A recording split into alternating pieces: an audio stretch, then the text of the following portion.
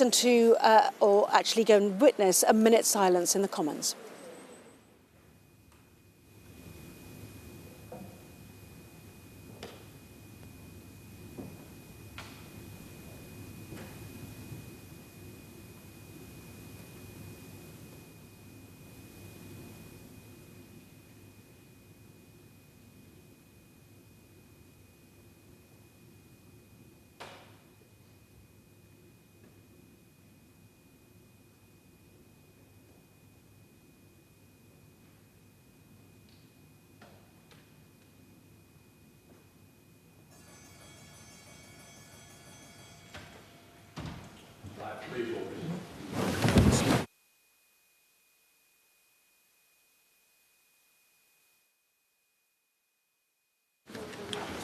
Before I call the Prime Minister, it is with the greatest sadness that I rise to say a few words in tribute to Her late Majesty, Queen Elizabeth. Almost all of us in the House have experienced no other monarch, this country's throne, but Her late Majesty. There are indeed only a score or so members in this House will have already been born, let alone who can recall a time when she wasn't the Queen. She is wedded in our minds with the crown and all it stands for. After accession in February 1952, she first came to the Palace of Westminster to open the session of Parliament in November 1952, when Winston Churchill was the Prime Minister and Speaker William Morrison was in the chair, almost 70 years ago. 57 complete sessions of Parliament have passed since then, and as she was here to open all but 3 of them, as parliamentarians, we have celebrated with her for silver, golden, diamond jubilees, and of course, marked her platinum jubilee this year, in which the lamp standards have been unveiled in New Palace Yard. In this place, her reign saw 10 different speakers occupy the chair.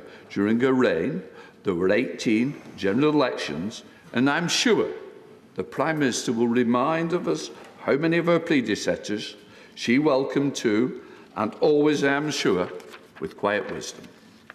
As the longest-serving monarch this country has known, she would have been assured of a notable entry in our history books, even were it not for the magnificence in which she undertook the role as Queen, but for a magnificent service, and what a service that entailed, not just as head of the nation, but head of the Commonwealth, head of the Armed Forces, and Supreme Governor of the Church of England. Over her reign, she has seen unprecedented social, cultural, technological change. Through it all, she was the most conscientious and dutiful of monarchs. But while she understood the inescapable nature of duty, which sometimes must have weighed upon her heavily, she also delighted in carrying it out, for she was the most devoted monarch. As well as Queen, she was a wife, a mother, a grandmother and great-grandmother, roles she carried out with the same sense of vocation as well as human kindness as the role of Queen. Her life, without unhappiness and troubles, but our memories of her will be filled with that image of a gently smiling dedication that showed throughout her life. Indeed, while this is a time of very considerable sadness, those memories of a noble, gracious lady who devoted her life to her family, the United Kingdom, and those nations around the world whom she served as Queen, will bring us some consolation and joy.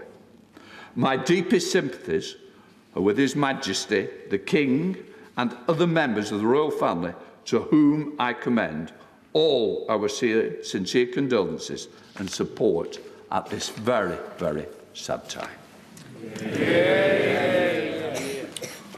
Order. We are meeting today for tributes to Her late Majesty Queen Elizabeth. I would like to inform the House that we will sit today until approximately 10 p.m. for tributes. At approximately 6 o'clock, the House will be suspended while His Majesty, the King, makes his broadcast to the nation.